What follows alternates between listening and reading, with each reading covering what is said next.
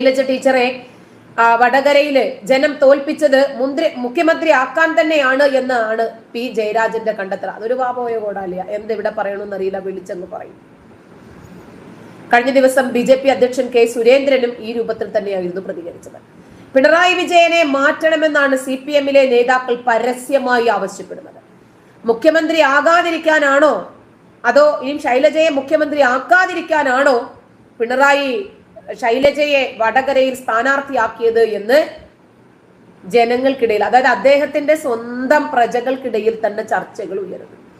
തെരഞ്ഞെടുപ്പിലെ വലിയ പരാജയം CPM നേതാക്കളെ ഏതാണ്ട് ചൊടിപ്പിച്ചു എന്നാണ് സുരേന്ദ്രനും പ്രതികരിക്കുന്നത്. കാരണം ജനങ്ങൾക്ക് മനസ്സിലായി ഇത് ആർക്കെതിരെയാണ് ഉയർന്നുകൊണ്ടിരിക്കുന്ന ആരോപണങ്ങൾ, എന്തുകൊണ്ടാണ്.